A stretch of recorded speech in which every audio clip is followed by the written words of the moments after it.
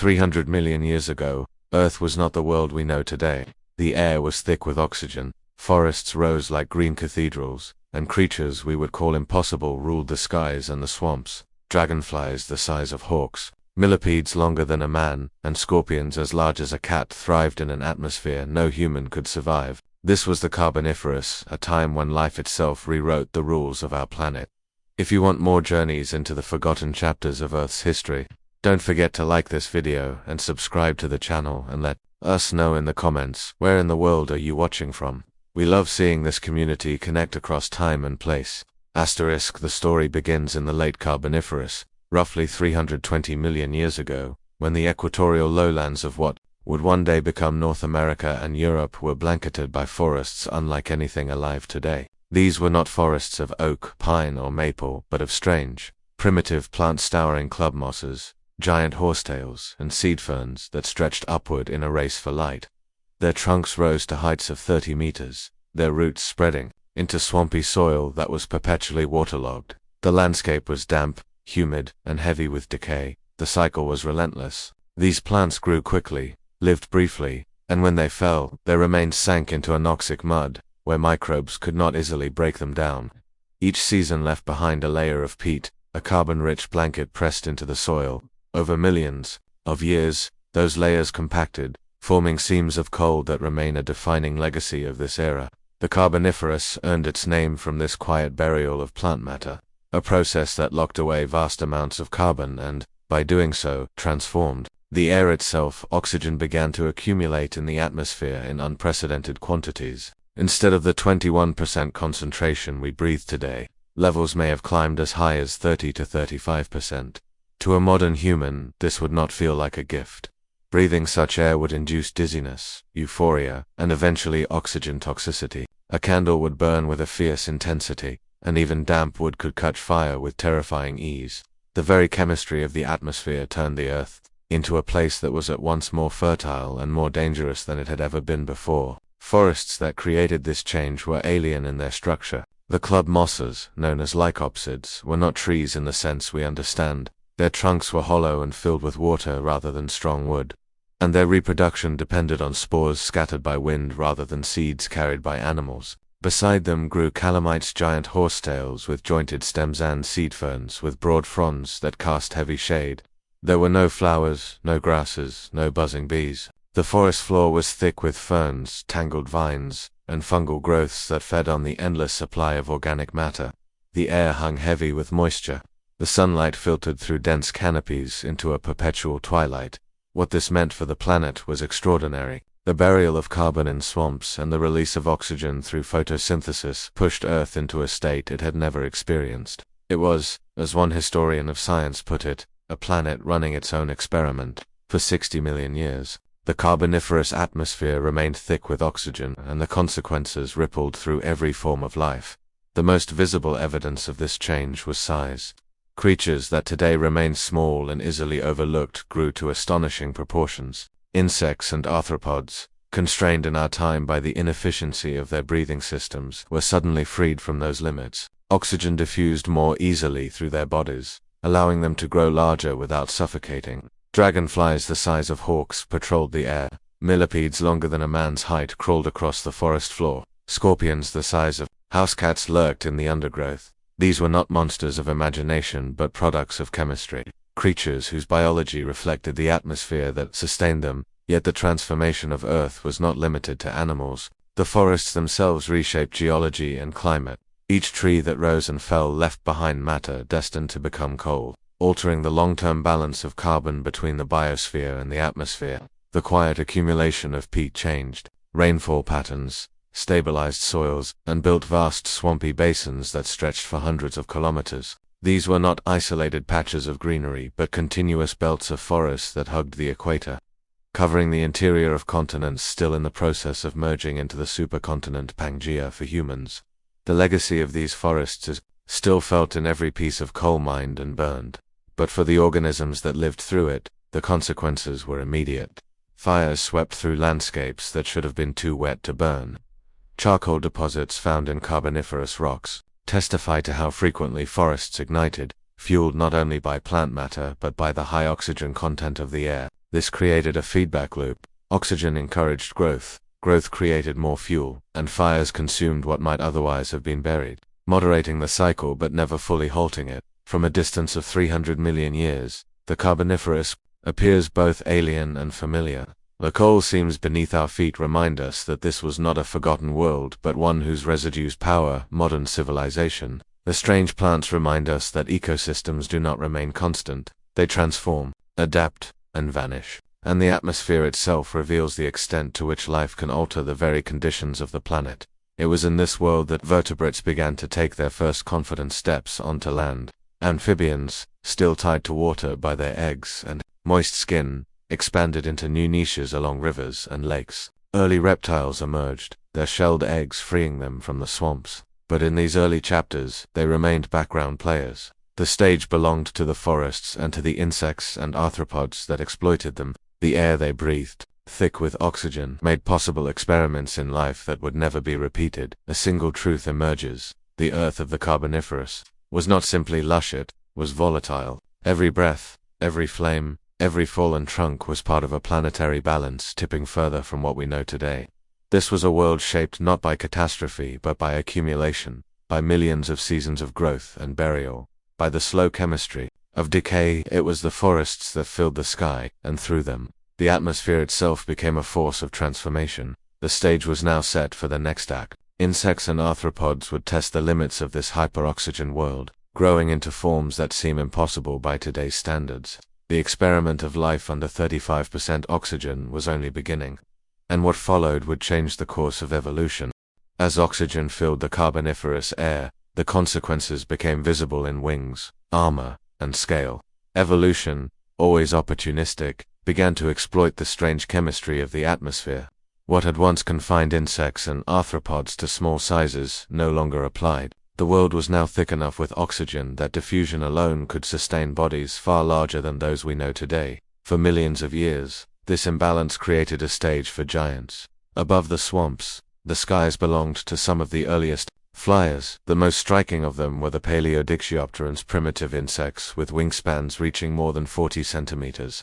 Their four-vaned wings were often accompanied by smaller winglets on the thorax, a reminder that flight was still a new evolutionary experiment. They were not fast or agile hunters, but gliders, sipping plant sap and drifting between canopies. Yet they represented a breakthrough. Animals had learned to master the air. Soon, others followed with lethal precision.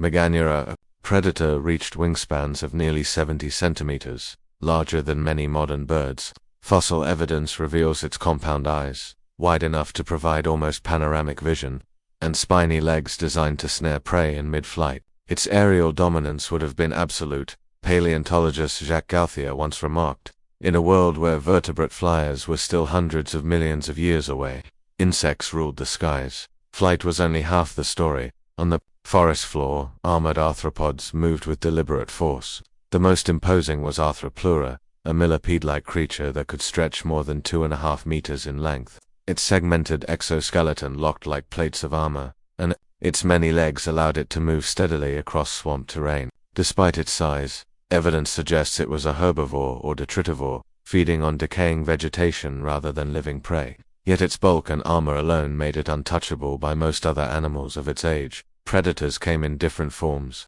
Pulmonoscorpius curctinensis, a giant scorpion that roamed the Scottish wetlands, reached lengths of 70 centimeters. Its robust pincers and curved stinger suggest it hunted smaller arthropods and early amphibians. Unlike modern scorpions, it lived in an atmosphere that favored size, its book lungs drawing in more oxygen than today's species could ever handle. To encounter one in the shadows of a lycopsid trunk would have been to face an animal both familiar and deeply alien. This era also marked the steady presence of amphibians, creatures that had first made the leap from water to land during the Devonian in the Carboniferous. Some reached lengths of 2 meters. Their bodies adapted to both swamp and shoreline. Yet amphibians carried limitations. Their eggs required water to survive, and their skin demanded constant moisture. They could not yet claim the uplands or escape entirely from the pull of swamps. Still, their presence hinted at what was to come. Among them, the first reptiles began to appear, armed with amniotic eggs and tougher skin, subtle innovations that would eventually reshape dominance on land. The combination of dense forests, swamp soils, and oxygen-rich air created habitats unlike any other. Every layer of the environment was occupied. The canopy sheltered insects that fed on spores and sap. The undergrowth provided cover for amphibians and scorpions. The peat beneath preserved the remains of fallen plants, compressing them into seams of coal, and above it all, dragonfly predators patrolled like aerial sentinels for scientists. The link between oxygen levels and body size has been confirmed by experiment. In 2007, researchers at Arizona State University raised dragonfly nymphs in hyperoxic chambers. Those exposed to higher oxygen grew significantly larger than controls. The same principles that shaped Meganura remain embedded in the biology of insects today. With oxygen as abundant fuel, diffusion systems that normally limit growth could stretch further, sustaining bodies that would otherwise collapse under their own inefficiency. Yet gigantism carried risks. Large size required more resources, and with fires sweeping periodically through swamp forests, habitats were never entirely stable. The fossil record shows evidence of frequent burning. Charcoal fragments embedded in Carboniferous rock testify that fires were common, ignited not in drought but in the humidity of wetlands. With oxygen at 35%, flame required little invitation. For creatures adapted to peat bogs and fern canopies, survival meant enduring cycles of destruction and regrowth. Despite these hazards, the experiment endured for tens of millions of years. The world that produced Arthropleura and Meganura was not brief but sustained. Giant arthropods were not aberrations but everyday participants in their ecosystems. They hunted, decomposed, and cycled nutrients in ways parallel to modern insects, only at scales that defy our imagination. The rise of reptiles during this period, though initially subtle, foreshadowed the end of this dominance. Their shelled eggs could survive away from water, their scaly skin resisted drying, and their lungs worked more efficiently than the passive systems of insects. As forests fragmented toward the close of the Carboniferous, reptiles adapted to new drier conditions, while giant arthropods struggled. The very traits that had allowed insects and millipedes to grow immense became liabilities as oxygen began to decline. Still, for the duration of the Carboniferous peak, the atmosphere supported a biological experiment unmatched in scale. Life does not waste opportunity, wrote historian of science Peter Ward. When the air allowed, it built giants. The lesson is visible in every fossil wing vein, every arthropod trackway pressed into stone.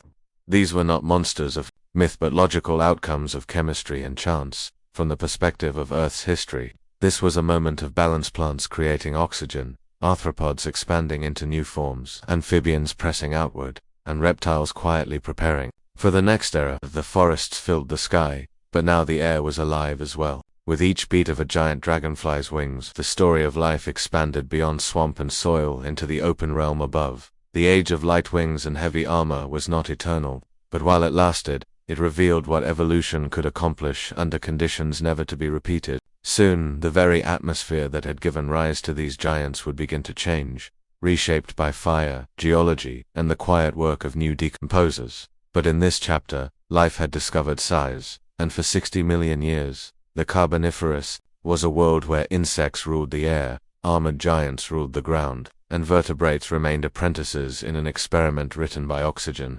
The Carboniferous forests were vast, damp, and seemingly indestructible. They rose from swampy basins where waterlogged soils preserved the remains of fallen plants, building peat that would one day harden into coal. To the human eye, such landscapes appear immune to fire. Moisture clings to every surface, rain falls in regular cycles, and decay itself is slowed by lack of oxygen in the soil. Yet, in the late Carboniferous, fire was no longer a rarity, was a constant, searing presence. Across landscapes that should not have burned, the reason lay in the atmosphere itself. With oxygen levels approaching 30 to 35%, combustion needed little encouragement. A lightning strike that today might smolder harmlessly in damp wood could, in that world, ignite a blaze powerful enough to consume entire swaths of forest. Even water-soaked vegetation could sustain fire under such conditions. Modern experiments confirm this. In laboratories, vegetation that refuses to burn at current oxygen levels will ignite and sustain combustion when atmospheric oxygen is raised above 30%. In the Carboniferous, this was not a rare trial but a background condition of life. The evidence is preserved in stone.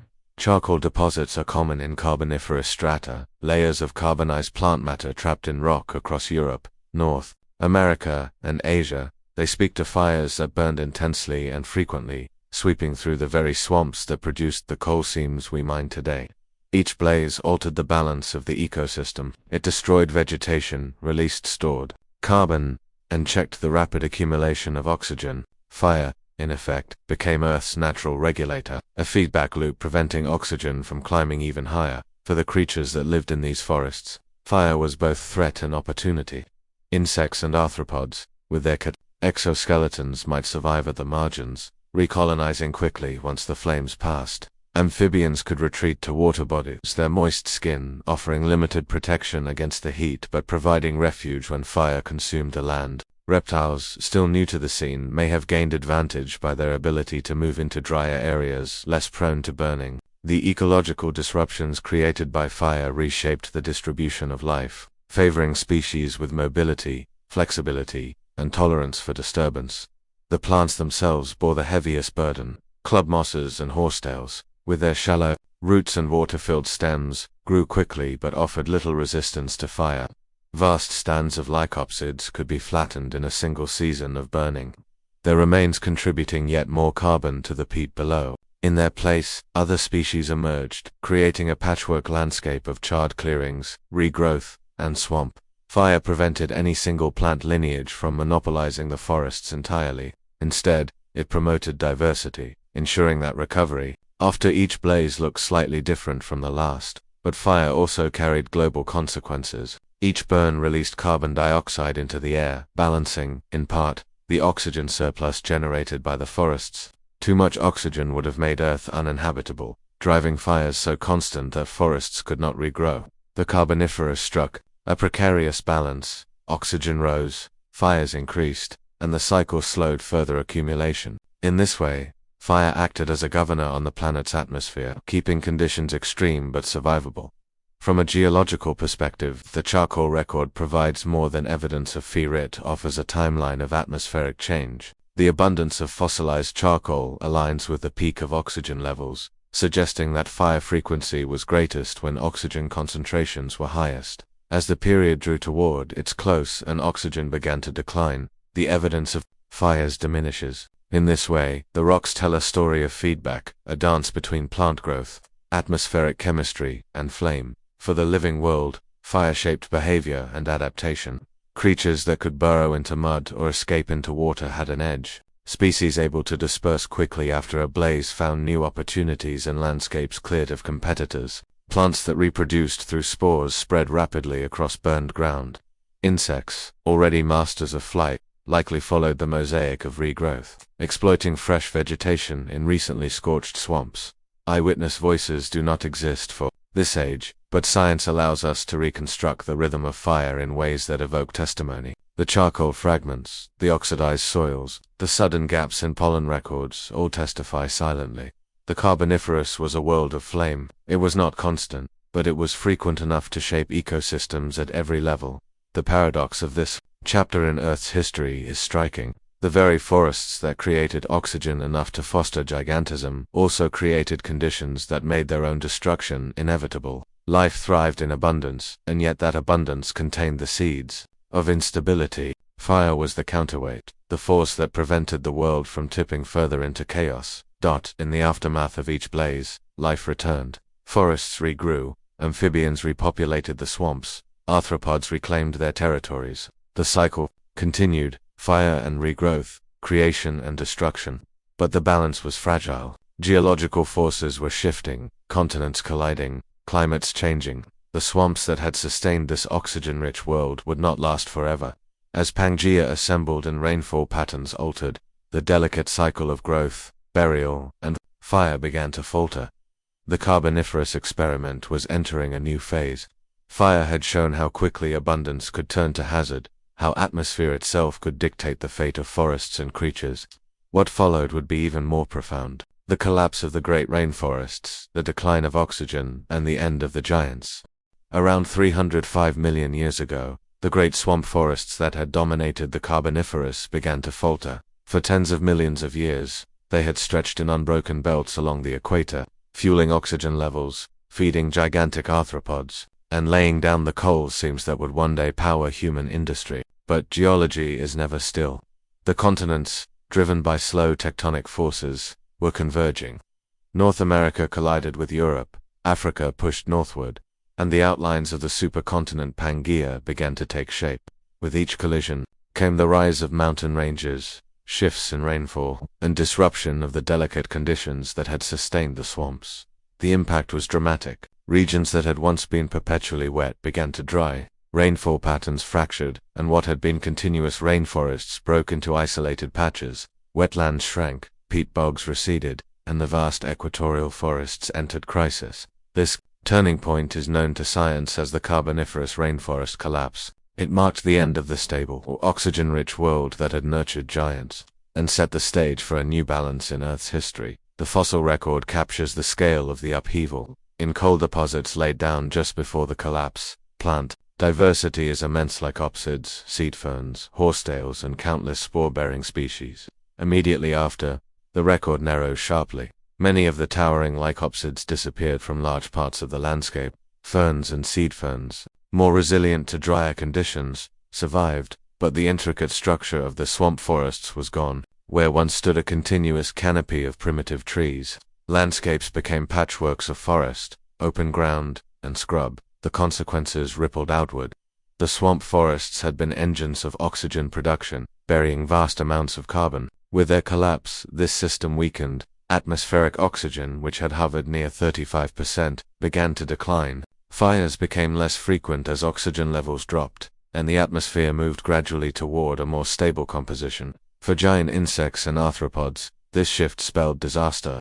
Their physiology, built around high oxygen availability, could not sustain such size in thinner air. Within a few million years, Meganeura, Arthropora, and the house cat-sized scorpions were gone. For amphibians, the collapse was equally devastating.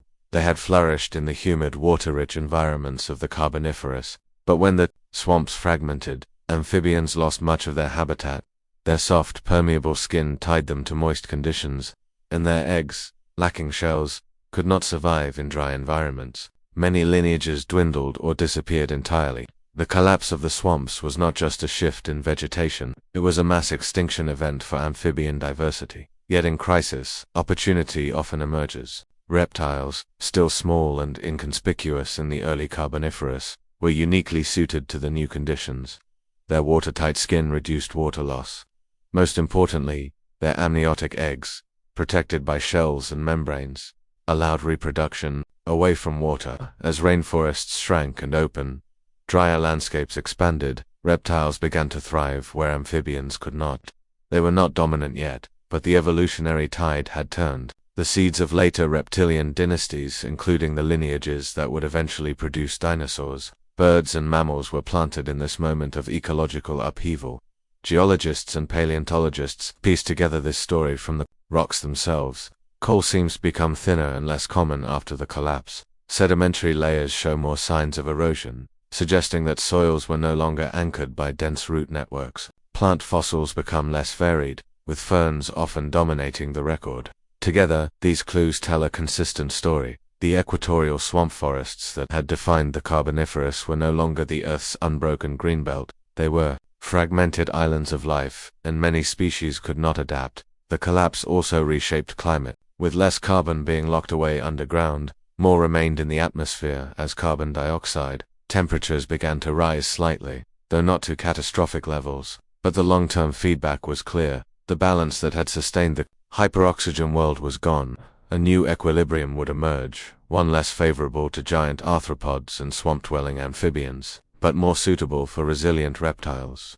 For scientists, the Carboniferous rainforest collapse offers a lesson in the fragility of ecosystems. For 60 million years, the swamp forests had seemed eternal. They shaped the atmosphere, the land, and the creatures that inhabited them. Yet the slow drift of continents, the rise of mountains, and the shifting of rainfall were enough to unravel the system within a few million years. The collapse was not triggered by a single catastrophic event, no asteroid, no sudden flood, but by gradual change accumulating until the old order could no longer sustain itself. In a sense, the forests had created their own undoing. By locking away so much carbon and driving oxygen to extreme levels, they set the stage for fires, instability, and eventual decline.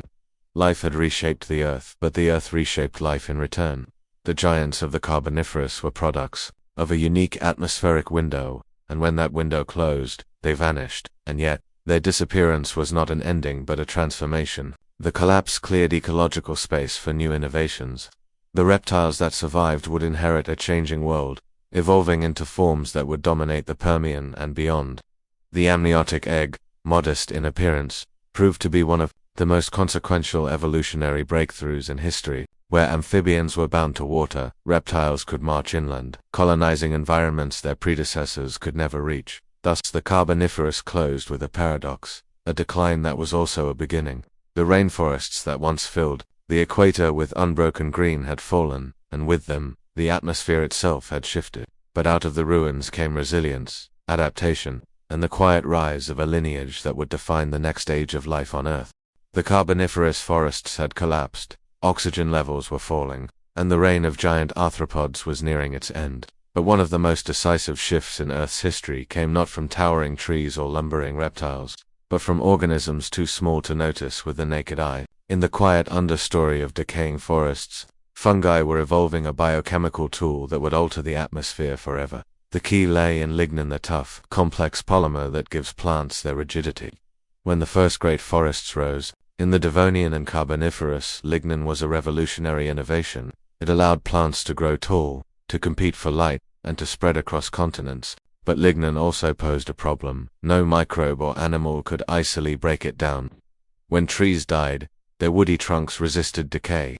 Buried in wet oxygen-poor soils, their carbon stayed locked away, forming the peat that would later harden into coal. The process drove oxygen upward, because for every atom of carbon buried, an atom of oxygen was left behind in the air. This was the mechanism that produced the hyper-oxygen world of the Carboniferous. But it was temporary. By the late Carboniferous and into the Permian, a new lineage of fungi-white-rot fungi evolved enzymes capable of breaking lignin apart.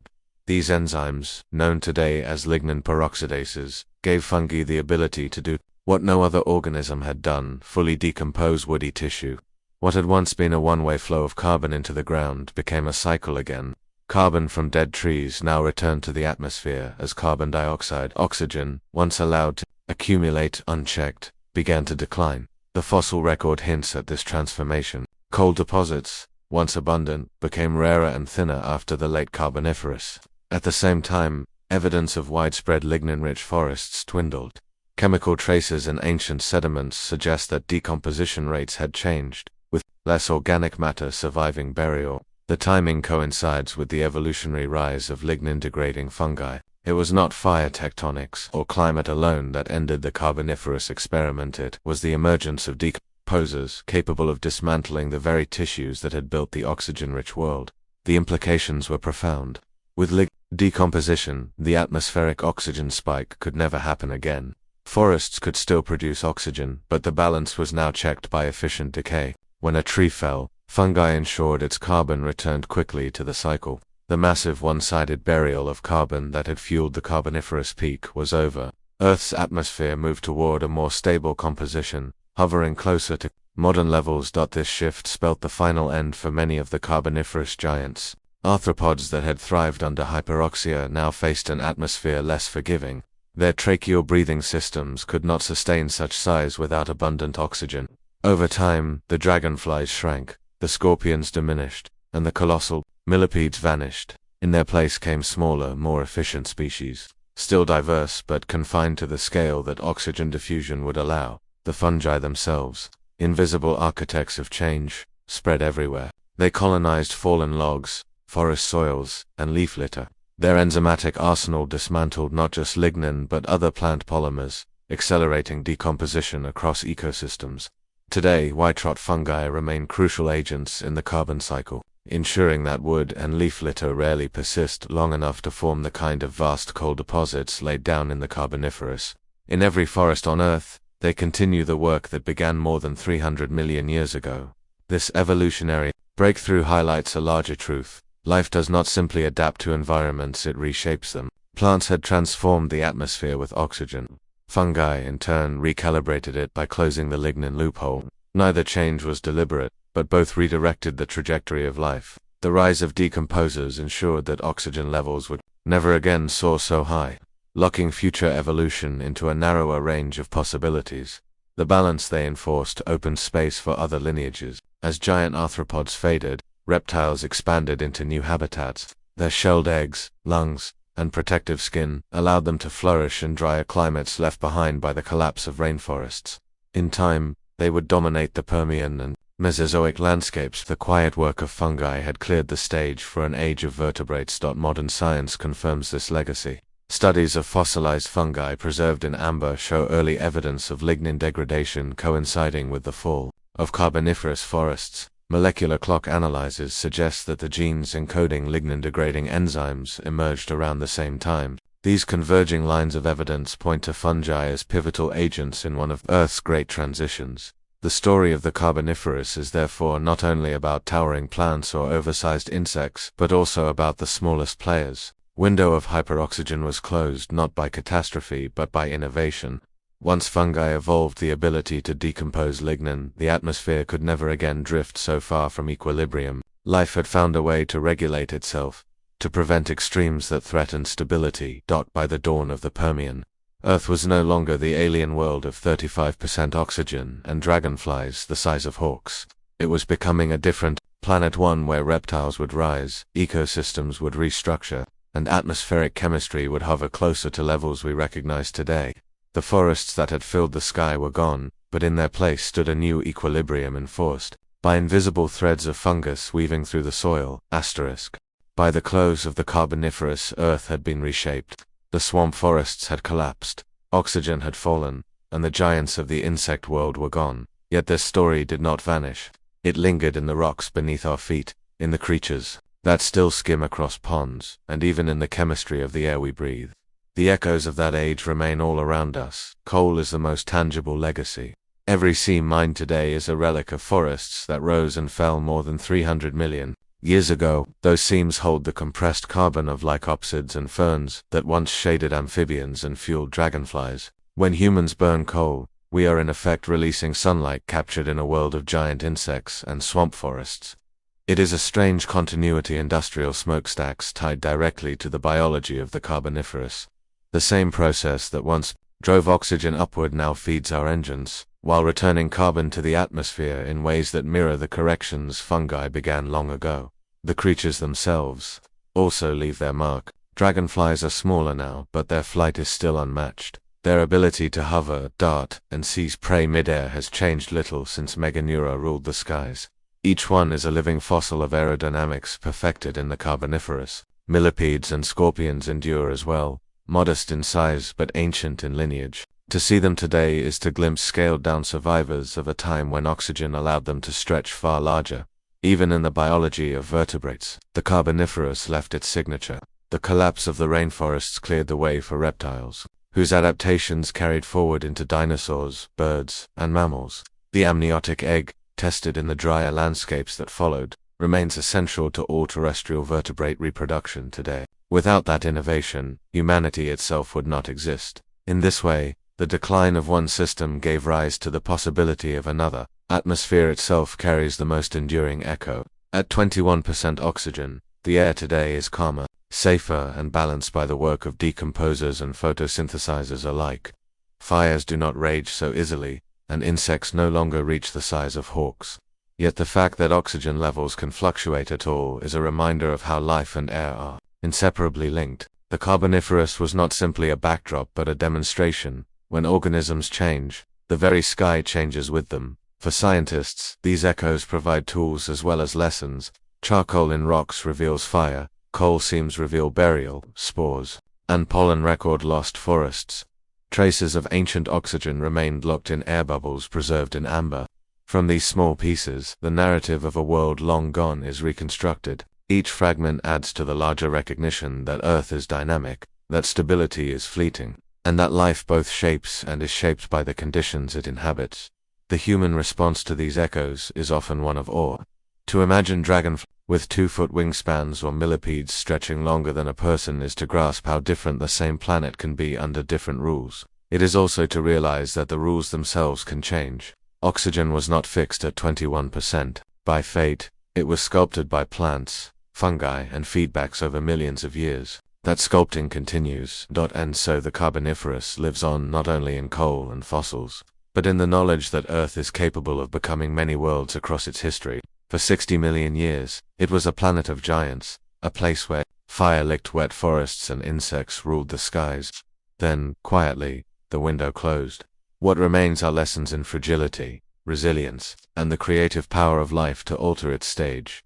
The forests that once filled the sky are gone, but their breath lingers in ours. Their remains fuel our cities, and their legacy endures in every dragonfly's flight. The Carboniferous reminds us that life is never static. The air itself is testimony. It tells us that nothing is permanent, yet nothing is ever truly lost. Thanks for watching. Don't forget to like, subscribe, and comment your country below.